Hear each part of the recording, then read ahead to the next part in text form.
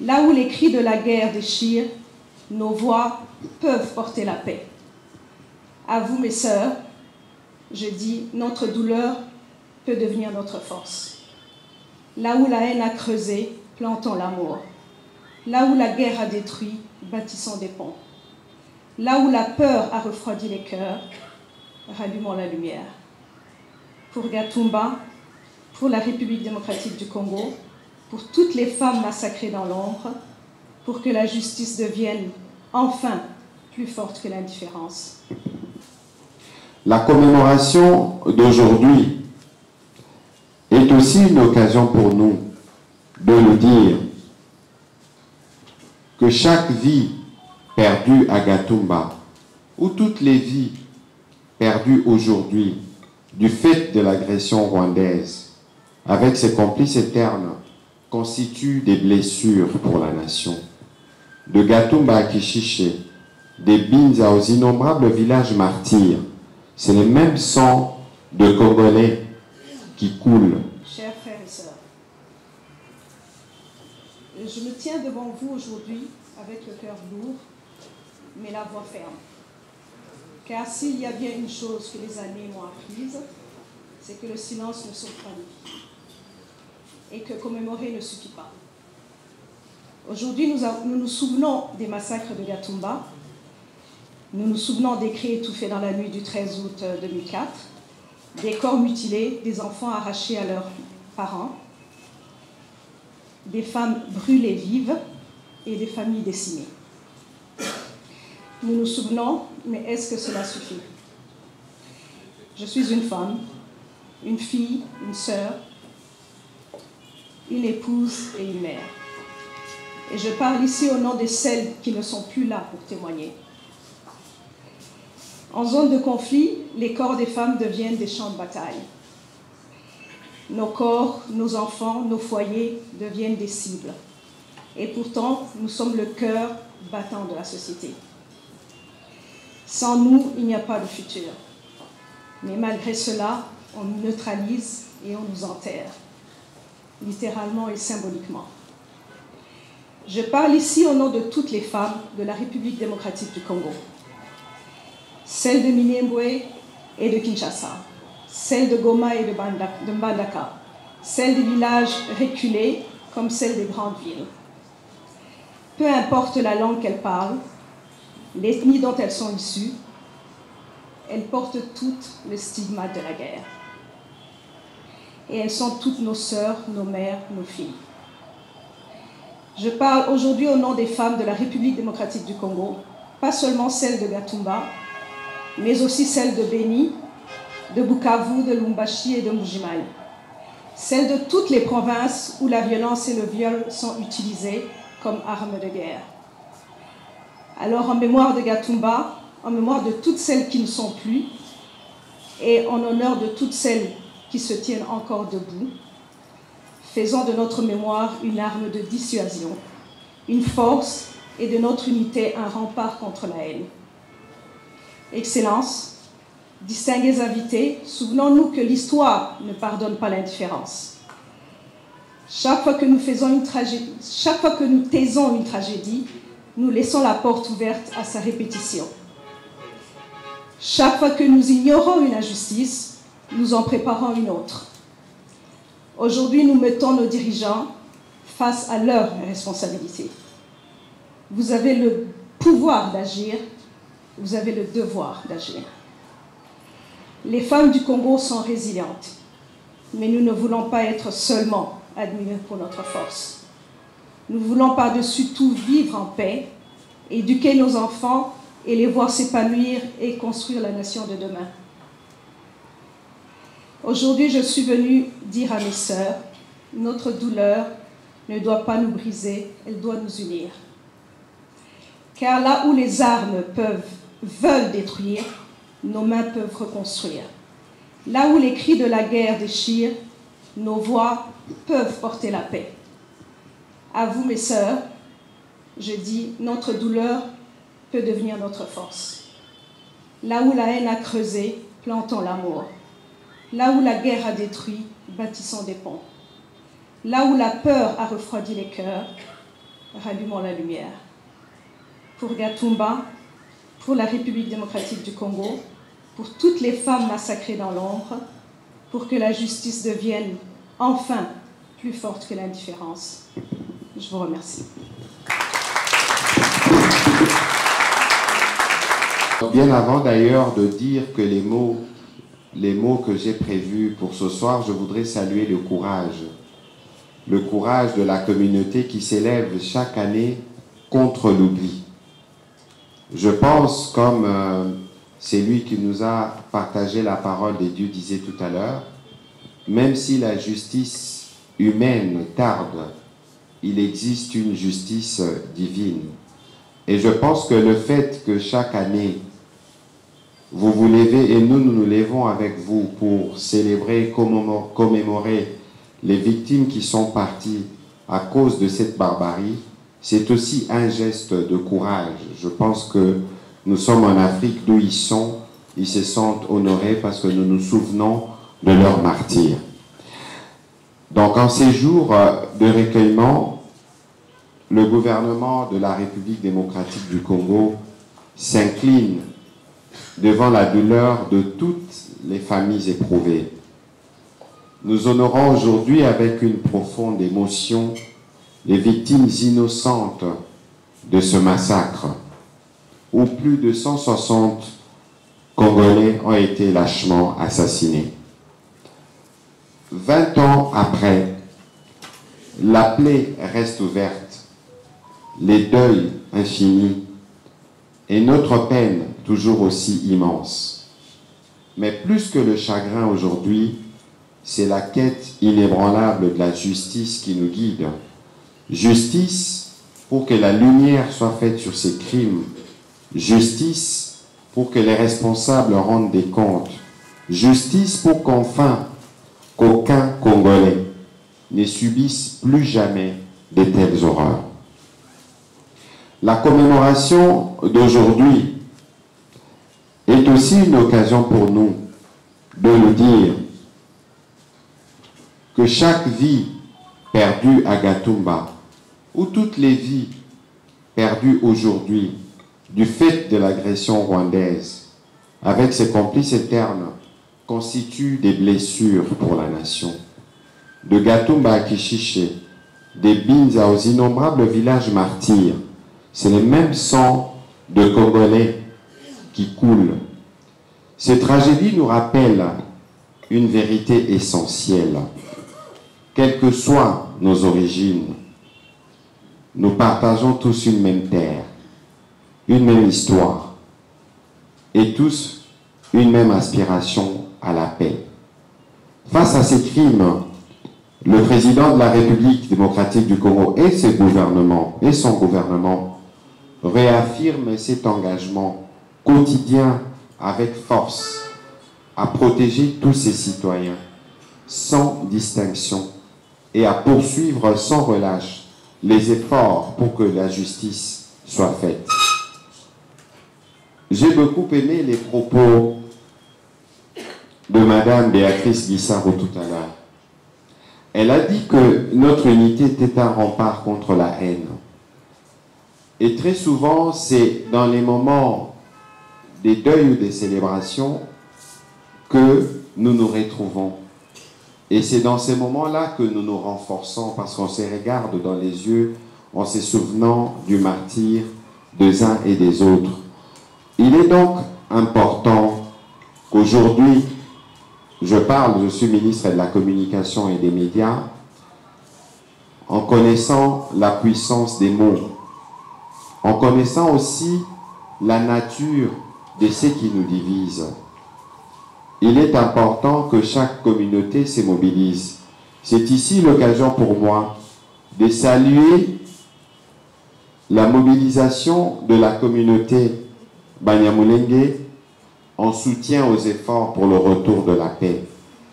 Votre communauté a choisi de dire à haute voix non à ceux qui pensent pouvoir prétexter sa protection pour tuer le membre d'une autre communauté. Et cet engagement que vous avez manifesté, notamment à travers l'organisation de cette célébration, parce qu'on ne se souvient pas simplement des victimes de Gatumba, mais on se souvient, parce que nous tous, nous avons le sang congolais, de toutes ces autres victimes. Et la quête pour la paix que partage le président de la République, qui est appuyée aussi par votre communauté, est une quête qui devait être portée par tous les Congolais d'où qu'ils se trouvent. Que cette journée ne soit pas donc seulement une journée de commémoration ou de souvenir, mais ce soit aussi une journée où nous appelons tous à consolider notre unité. Que la mémoire de victimes de Gatumba et de tant d'autres lieux meurtris nous rassemble dans un même élan de solidarité. Leur sacrifice doit renforcer notre détermination à bâtir une république plurielle où règne la justice, où la dignité de chaque citoyen et surtout de chaque citoyenne est inviolable, où plus jamais un frère ne tombera sous les coups de l'ennemi. Souvenez-vous de ce que les prédicateurs nous ont partagé comme parole avec cet exemple de Caïn. Je ne saurais terminer mon propos sans rappeler la détermination quotidienne du président de la République et du gouvernement, non seulement à garantir la sécurité pour tous, mais à faire de la justice le pilier indéfectible de notre avenir commun. C'est dans cet ordre d'ailleurs qu'a été créé le FONAREF. Parce qu'il ne suffit pas simplement pour nous de nous souvenir de ceux qui sont morts, mais il suffit pour nous, comme gouvernement, de prendre notre responsabilité par rapport aux vivants. Parce qu'eux aussi méritent d'être soignés du traumatisme, j'ai envie de dire, infini, qu'ils subissent par les préjudices causés par la perte des êtres chers. Et donc, je ne saurais terminer mon propos sans vous rappeler ce qui doit être, de notre point de vue, un engagement collectif pour nous tous, pour la soif de la justice, pour le besoin de toutes les communautés de la RDC de partager la flamme de l'espoir, de nourrir la volonté permanente du vivre ensemble. On a parlé tout à l'heure par la ministre honoraire des Droits humains de la nécessité pour nous tous de combattre le discours de haine ou les discours de stigmatisation. C'est ça qui nous empêche de bien développer ces vivre ensemble, parce que fort malheureusement, c'est des questions qui peuvent être instrumentalisées d'une manière ou d'une autre, parce que parfois, dans une période où nous avons les réseaux sociaux, où se distillent les discours de l'ennemi, parfois parce qu'il y a peut-être une certaine ignorance. C'est pour ça que dans le cadre de travail que nous faisons, nous avons rencontré ou nous discutons régulièrement avec les membres de la communauté pour qu'ensemble nous puissions mettre en œuvre des programmes qui permettent aux uns aux autres d'apprendre davantage pour ce qui concerne l'histoire de votre communauté, mais pas seulement votre communauté, mais l'histoire de toutes les communautés, pour qu'ensemble nous puissions nous regarder comme de frères, au-delà des provinces d'où nous venons, au-delà des langues que nous parlons et au-delà de tout ce que nous pouvons avoir comme spécificité culturelle. L'attachement à la patrie doit être notre leitmotiv. Notre patrie n'a jamais été autant menacée qu'aujourd'hui, mais notre patrie n'a jamais aussi été autant mobilisée. Et avec le président de la République, soutenant les efforts de paix qui sont en cours. Parce que lorsque nous aurons restauré la paix, nous aurons la possibilité d'honorer davantage ceux qui sont morts, mais nous aurons surtout la possibilité, dans un élan d'ensemble, de nous battre pour la justice, et nous aurons surtout la possibilité de faire de notre pays, partout où nous serons, un oasis de paix. Nous voici aujourd'hui rassemblés dans un moment de mémoire, dans un moment de recueillement, mais aussi d'interpellation. Non pas pour raviver des blessures par amertume, mais pour honorer la mémoire des victimes, rappeler la vérité et réaffirmer notre engagement à bâtir un avenir où de tels drames n'auront plus de place. Ces enfants, ces femmes, ces hommes, dans la quasi-totalité Banyamulenge, comme vous avez pu l'entendre lors des précédents discours prononcés ici, furent massacrés dans une cruauté indicible. Ils avaient fui la guerre. Ils avaient espéré trouver un refuge, mais ce refuge fut leur tombe. Ce massacre n'était pas une bavure, mais ce fut un acte ciblé, un acte revendiqué, un acte planifié. Il fut nourri à l'époque par un discours de haine identitaire, amplifié et exécuté par des milices, toléré par des complicités passives au niveau de certains États, et jusqu'à ce jour, il demeure impuni. Ce crime n'est pas simplement une tragédie humaine, mais c'est aussi le symbole d'un échec. Un échec de notre capacité collective à protéger les plus vulnérables, à prévenir les discours de haine, à imposer la justice contre les bourreaux. Comme l'a dit M. Kofi Annan, ancien secrétaire général des Nations Unies, chaque fois que l'humanité a détourné les yeux face à la justice, ce sont les plus vulnérables qui ont payé le prix. 21 ans plus tard, les auteurs, les commanditaires, ceux qui ont armé les mains ou inspiré ces discours de haine, continuent trop souvent à vivre dans l'impunité. Et cette impunité envoie au monde un message dangereux. Ce que l'on peut chasser, l'on peut brûler, l'on peut tuer, l'on peut massacrer des vies humaines sans jamais rendre de compte. Nous devons dire clairement que l'impunité est la source de drames futurs. Tant que la vérité sera étouffée, tant que la justice ne sera pas rendue, les cycles de violence reviendront, attisés par ceux qui utilisent malheureusement les différences comme des armes et non pas comme une richesse. Aujourd'hui, cette même communauté, celle des survivants de ce massacre de Gatumba, est encore une fois prise en otage dans un conflit qui dure depuis des décennies dans notre sous-région. C'est l'occasion pour moi d'affirmer que notre communauté a besoin de paix.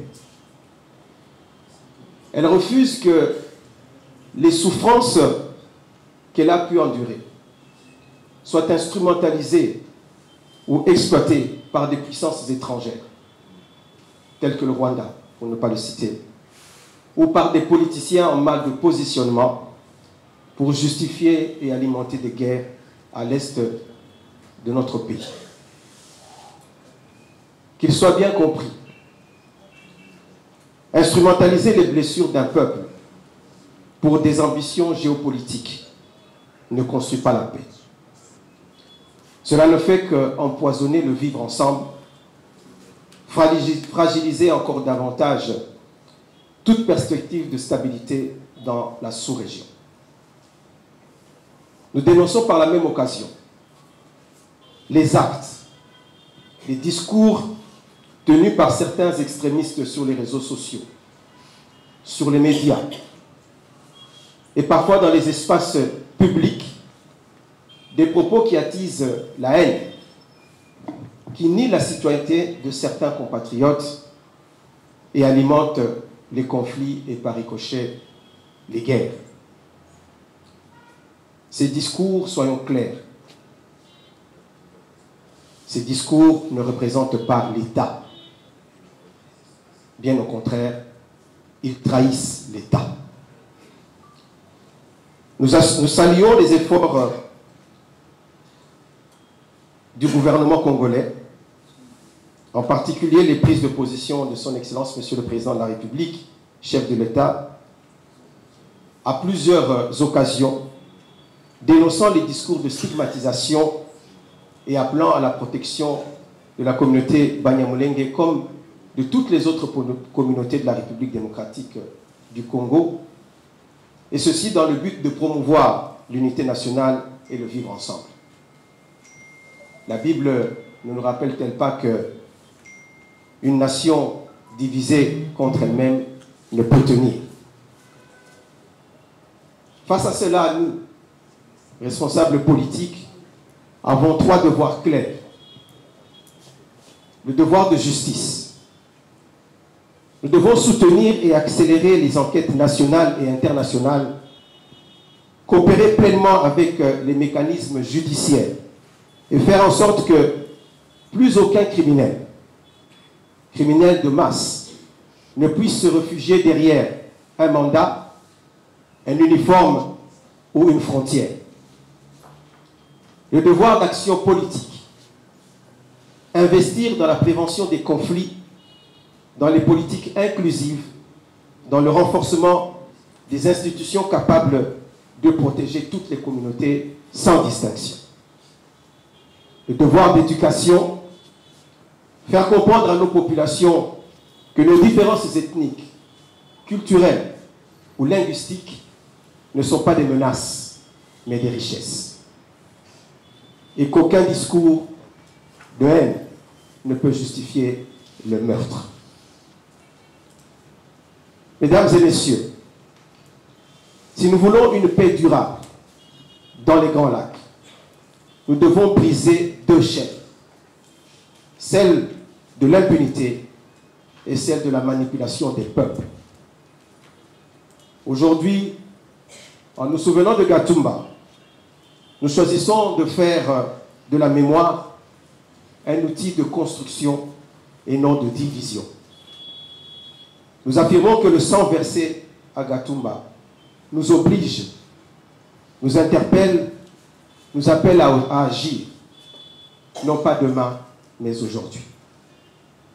Nous sommes ici pour rappeler à la communauté internationale, aux gouvernants, mais aussi à chacun d'entre nous, que tant que la dignité d'une seule communauté est bafouée, c'est la paix de toute la région qui est menacée. À ceux qui ont survécu de ce drame de Gatumba, nous voulons vous dire que vous êtes debout et que vous êtes la preuve que la vie est plus forte que la barbarie. À nos morts, nous disons, nous porterons votre mémoire comme une lumière dans la nuit. Que la paix soit notre combat, que la justice soit notre exigence et que la mémoire soit notre force. Que Dieu bénisse la République démocratique du Congo et son peuple. Que Dieu bénisse chacun d'entre vous.